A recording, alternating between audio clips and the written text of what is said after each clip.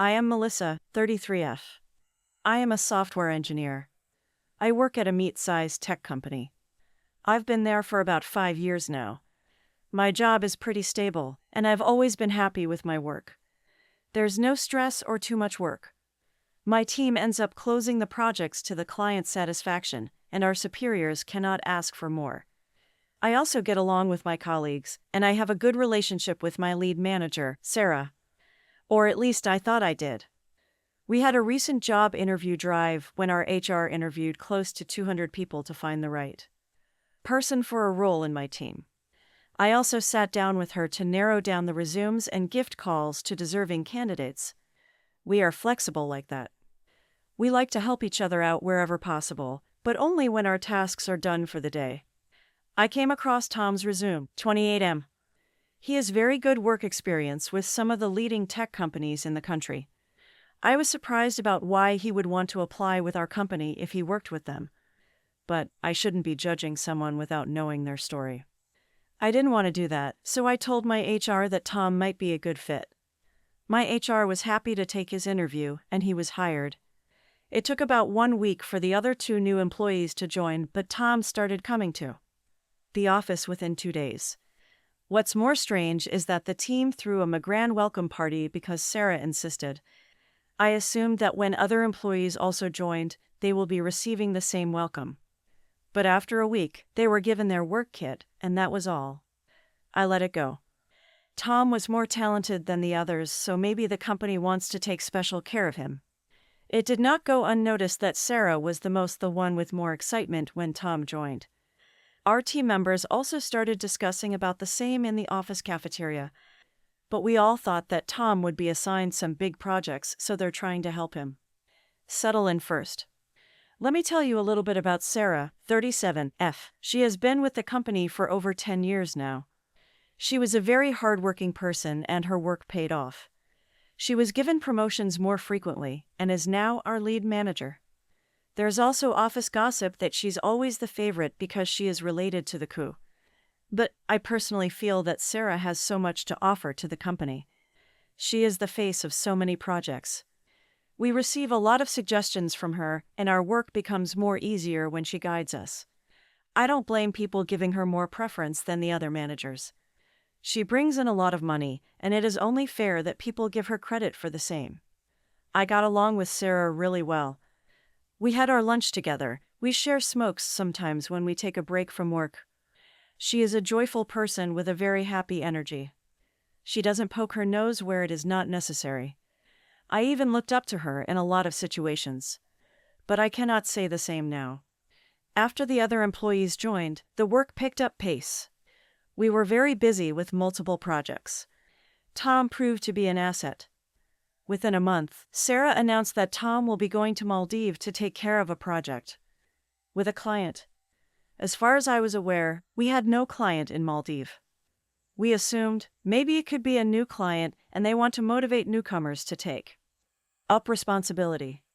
Our team lead insisted that he will join Tom on the trip, but Sarah refused. She said Tom can take care of it himself, and there's no point in my team lead's work getting disturbed. We all agreed and gave Tom a nice send-off. He stayed there for a week. We had no communication with him.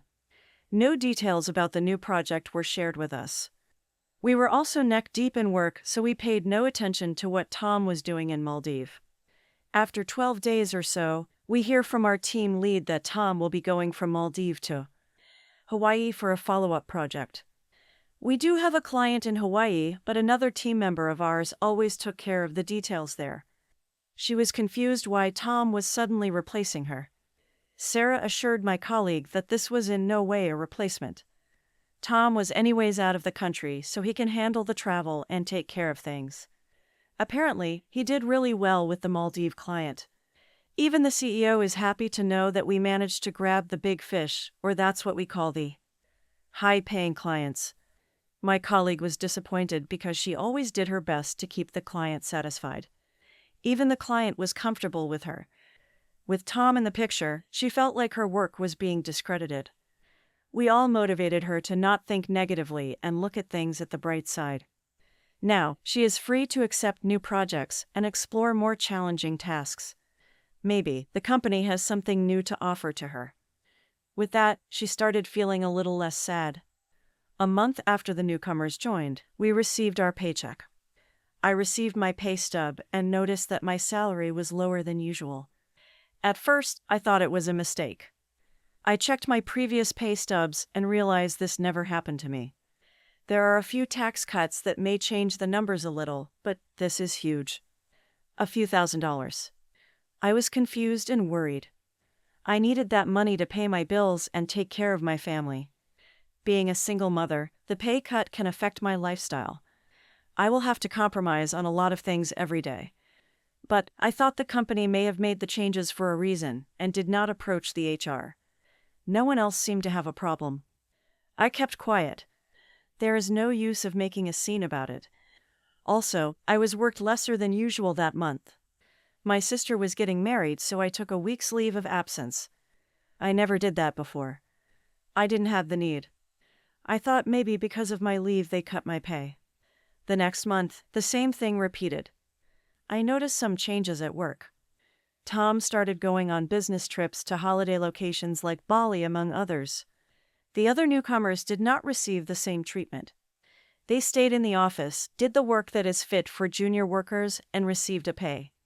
That is much lesser than Tom's. It was not just me, a few of my other team members also had paid cuts that month. We all gathered in the cafeteria to get ourselves a cup of coffee. That's when we discussed the issue and realized that the pay cuts were not just my problem, but the others also received a lesser pay the previous month. I decided to talk to Sarah about it. She'd definitely know something about it. Before rushing to the HR, if I could get a work with her, maybe the issue could be solved. Well, that's what I thought. Sarah seemed surprised and said that she was not aware of this change. She promised that she would look into it. A few days later, she told me there was a mistake in the payroll system, and it would be fixed soon. I trusted her and waited for the next paycheck. But the problem continued. My salary was still lower, and Tom was still going on those trips. I started feeling suspicious. Why was my salary being cut while Tom was enjoying these luxury trips? I decided to do some digging. I talked to some colleagues in the HR department and checked our company's expense reports. What I found was shocking. It turned out that the money for Tom's trips was coming from the salary cuts of a few employees, including me. Sarah had authorized these cuts without telling anyone. I couldn't believe it. I felt betrayed and angry. She lied to my face that she didn't know anything about the new change while authorizing these trips that don't seem to hold any value to the company. Tom hardly visited office anymore. Even when he is not on those trips, he sits at home and doesn't show up to work. No one says anything about it. Because Sarah used to defend him that after such tiring trip, the young champ deserves a break. When other people on the team go on business trips, they are given a one-day leave for rest, and they used to come back to work the following day. It is more and more evident that Tom was indeed being set free from his professional responsibilities. Sarah is giving it to him. Why would Sarah do this? Why was Tom getting special treatment? Also, we don't hear about any developments in Tom's projects. That's not how things were before he showed up at the workplace. Everything was very open and available to all employees. If Sarah lied to me, I should go ask her why she did it, right? It involved my hard-earned money. I had to cancel my kids' swimming and aerobics classes because of the lack of funds. If this goes on, I will have to make several changes that are not fair to me or my child. The others may not find this to be a huge problem. They have their partners at home whose salaries may balance the cuts. They did not say a word, but I couldn't do the same. Also, Sarah lied to me. I took Sarah's time and questioned her again. This time, she was defensive and tried to downplay the situation. She said the trips were important for business and that I would be compensated later. But I didn't buy it. Something didn't add up. If they were planning to compensate me, why not discuss the change with me before they put it into effect? Should I not be knowing about the change in my salary? Why were only a few of us affected? Why was Tom the only one going on these trips? I asked her the same and she got angry. She said I shouldn't be interfering with the decisions of the superiors. That is not how corporate system works, and I should be aware of it after spending a good portion of my life working. Well, should I be aware? Because, in my professional career, I've not seen managers sending a single employee to holiday destinations and calling it a necessity. We had a team party that weekend.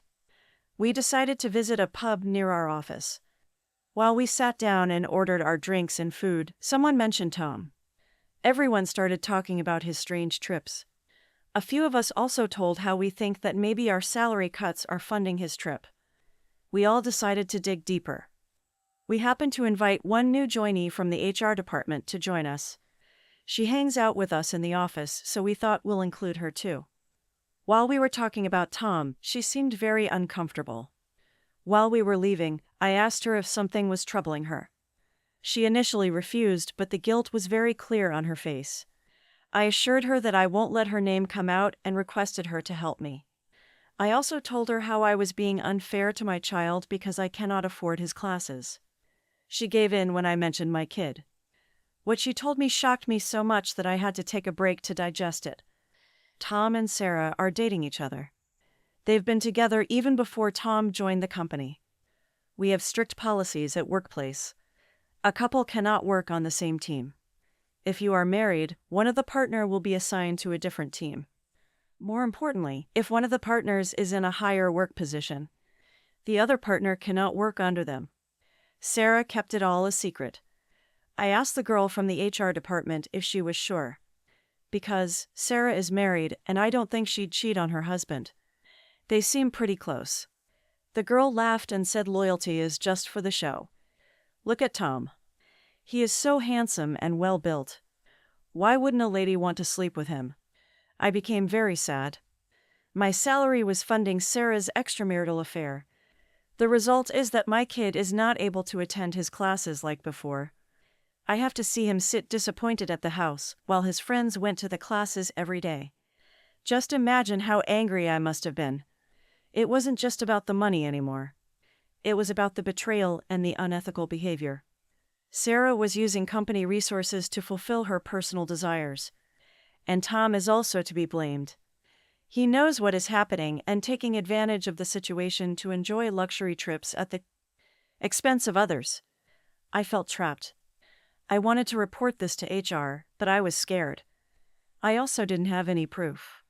The HR girl wouldn't come out in my support. She already made it clear that she won't be involving in any of it. She is new and her career may be affected. Yes, she is right.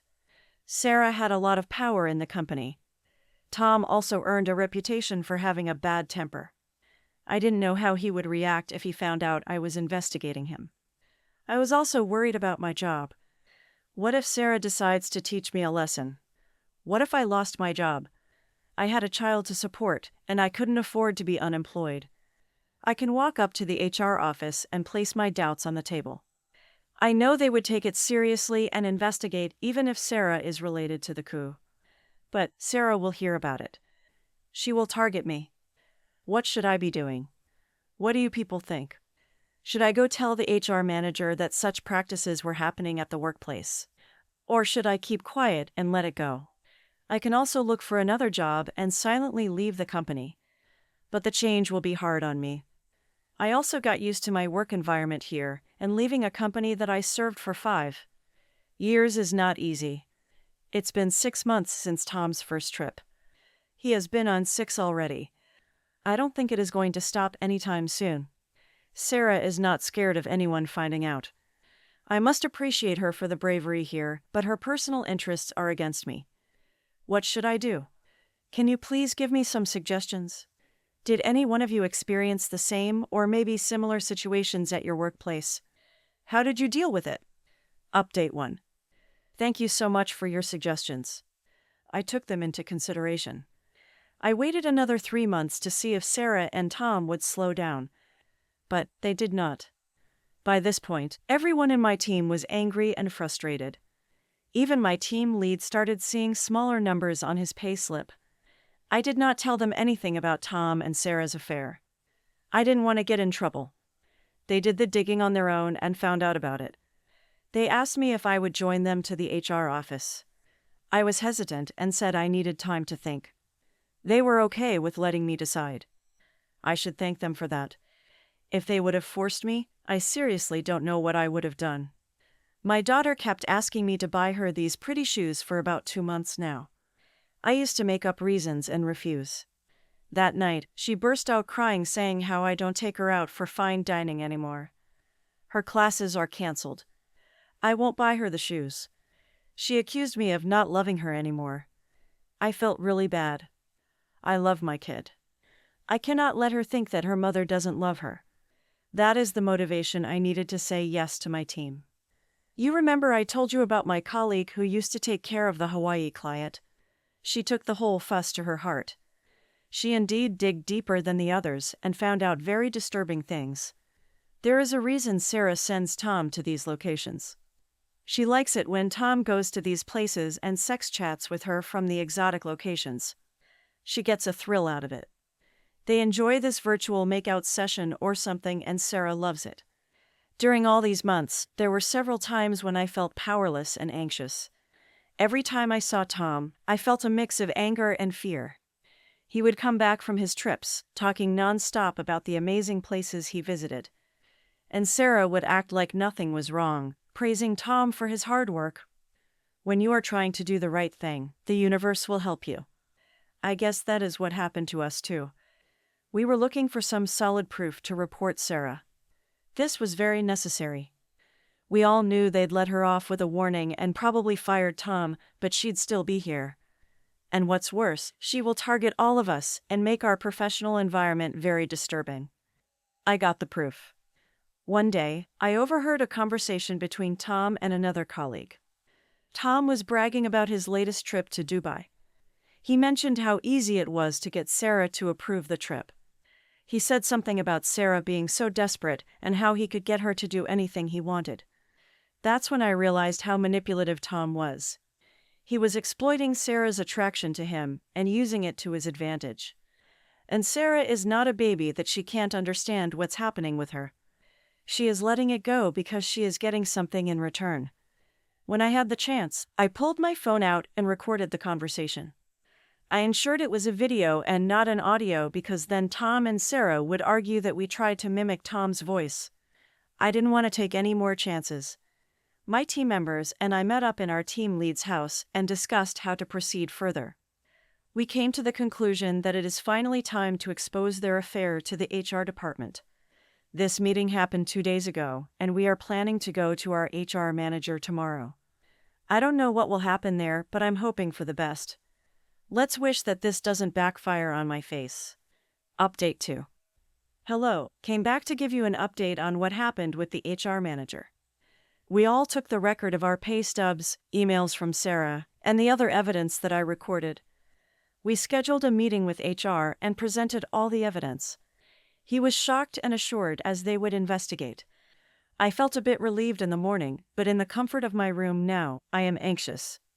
What will happen next? Will they call Sarah and Tom and talk to them about it? Will they call us together and discuss things right in front of them? I am very scared, but there's no point in worrying while lying on my bed. I should wait and see what happens. Update 3. It's been 2 weeks since we raised our complaints to the HR manager. We received a call today. The HR manager wanted to speak to all of us. While we were going to his office, we crossed Sarah, and she seemed like she was crying. She glared at us and stormed off without saying a word. We just looked at each other's faces and silently walked to the cabin of our HR manager. The HR told us that they had conducted their investigation and found that my claims were true. Sarah and Tom were both suspended pending further action. The surprising part was that Tom ratted out Sarah.